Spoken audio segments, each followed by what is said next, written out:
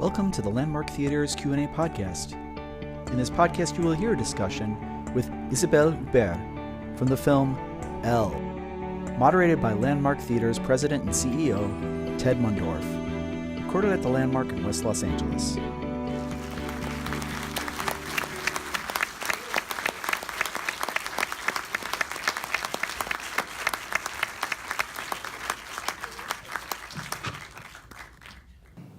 You never played this character as a victim. No guilt or remorse that you show throughout. Yeah, that's the way I am. No guilt, no remorse. Were you aware from the book or the script that the character was somewhat ambiguous, that was your decision? Well, I could figure it out, Yes, certainly. After I read the book, you can only see her as, someone ambiguous, but going some ambiguous situations most of the time. Yeah. Well, and from that, of course, you can make her in different ways, but I thought that was the best way to portray her. Yeah. And how did you come upon this project? You knew Verhoeven, and did you know the book? Well, I knew Paul Verhoeven from far. I'd met him a couple of times over the years, but I read the book first by Philippe Jean, French writer, and then I met Philippe. I knew him from before, and told him I thought it would be a great film. He told me that as he was writing the book, he had me in mind. I don't know if that's true. Maybe he wanted to be nice, I don't know, or not nice, whichever. And so we met side by side the French producer, who had this genius idea, I thought, to ask Paul Verhoeven to do the film, and Paul agreed doing it with me, so that was good. Terrific. Now he's Dutch, and he's also practiced his craft here in the U.S., and he never shot a film in France. So No. what was language? Was language an issue? Obviously not for you, but for the other cast and crew. No, it wasn't an issue because Paul speaks French. He spoke French even before we started doing the film. He studied in France when he was a student, but before we were going to do the film, he took courses again, and he really wanted to speak good French because he really wanted the film to be French, which I think it is, and really wanted to relate to the crew, to the cast with he didn't want any barrier between us and him, and sometimes I would speak to him in English, but he would never answer in English. He was really, he wanted to be French all the way. Well, he has a reputation of paying a lot of attention to detail, and is that hard on you, or makes it easier on you? No, it was, well, neither easy nor difficult. That's the way he is. He's really obsessive, like all great directors most of the time, and he's a hard worker, and he would never let it go until he really found what he wanted. He is an extraordinary director. I knew his work from a long time ago when I first saw Turkish Delight, one of his first Dutch films, and I thought from the beginning that I love that film. It always got stuck in my mind, and yes, he's really about details, and everything should be just perfect. And he works with 2 cameras all the time. It's very strange. I've never seen that before. 2 cameras always, but not one on me or whoever, and the other on the partner in front of me. Just 2 cameras, slightly different angles on the same side. So I've never seen that before. So that's for continuity reasons? No, because he wants to film the scene from 2 slightly different angles at the same time with 2 different lenses, and that was. Oh, okay. So it makes. I think it gives him even more material also. Well, there was certainly appreciation in Cannes this last year, right, when you received a 7-minute standing ovation, and I've been to those screenings, and they're hard. So to get a 7-minute standing ovation is terrific. And then there were some, I think there were some critics immediately that may not have even understood the film.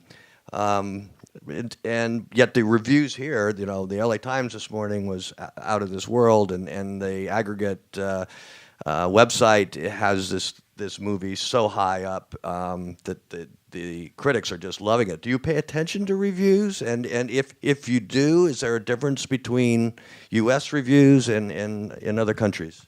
Yes, when they are good, I pay even more so attention. I have to say, really, it was nice for me at the breakfast this morning to read the Los Angeles Times. But yes, actually, I was really quite amazed. I mean, let's say nicely surprised to see how, because I have to say, I've only read very good reviews since I've been here. Even, the New York Times was very good too, and some other reviews were really very, very, very good. And the reviews here have been so analytical, so with such an in-depth, I was really, it's really interesting for me. Really cast a light for me to the film. Not that I did not really understand what I did, but then it's really interesting, and I think that they have such insight, and it's really great, I have to say. Mm-hmm. Well, you've worked with some of the finest directors in the world. This one, of course, and Godard and Haneke, pretty good. So, in your opinion, what for an actor of your caliber, how does a good director help you? Well, he's essential. For me, the director is the key piece to the ensemble. It's maybe I have this idea that for me, doing a movie with a director. It's hard for me to understand when the name of the director is very, very small, like sometimes it is here. For me, the director is everything.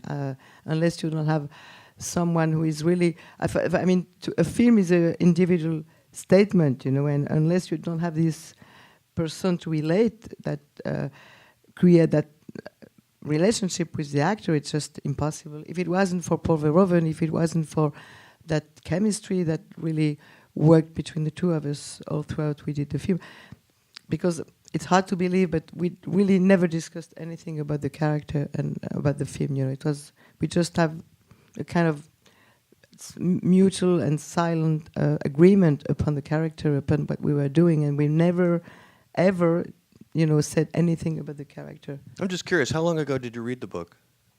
I think I read it when it was published, which is, 2.5 years or 3. Yes. So it was fairly current in your head, right? When I did the film? Yes. Oh, yes, of course. Yes. We did the film shortly after the book was being published, okay. Yes. Okay. You've been kind of busy. Forget today, you've been everywhere. She had a wonderful interview on NPR today that you guys should listen to, pick up the podcast. But you also have 6 films in post-production right now. No, that's not 6. According to...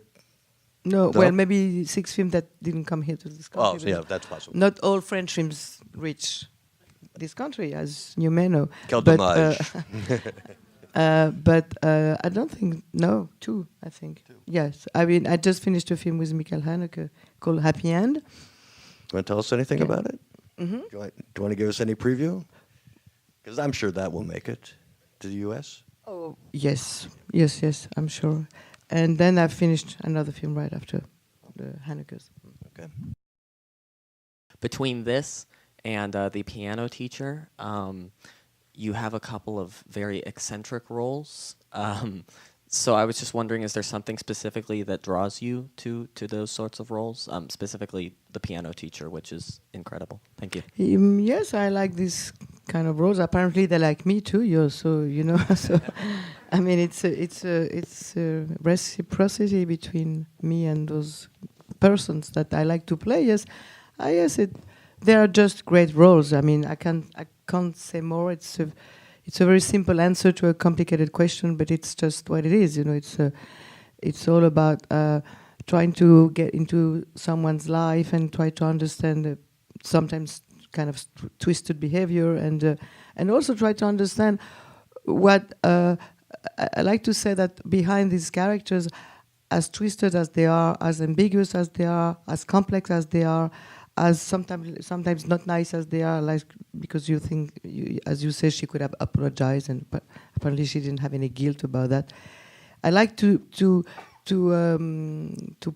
try to find the let's say a kind of integrity to those characters, and I think in both cases, whether it is the piano teacher and especially on that film, even more so, I do believe and I do think, I mean, I just speak for myself, but there is an integrity to the story. There is an integrity to the character. There is something that there is a journey that takes her from the beginning of the film A to Z, and meanwhile you see someone who find a kind of answer about herself. We try to find a sense to what she does, a sense to her life, and this is what interests me.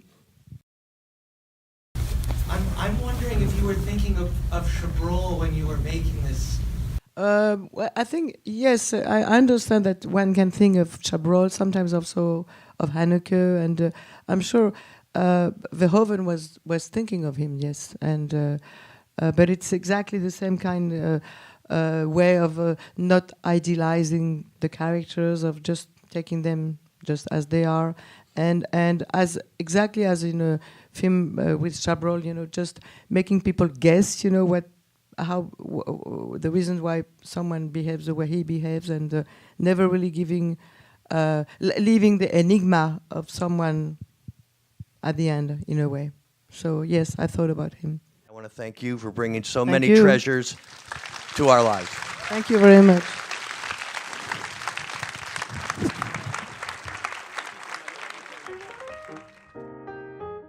You have been watching the Landmark Theater's Q&A podcast. For further in-depth discussions with filmmakers, be sure to check out the other Q&As available on our channel from past films. And remember to subscribe to our YouTube channel to stay up to date with all our bonus content. Thanks for watching.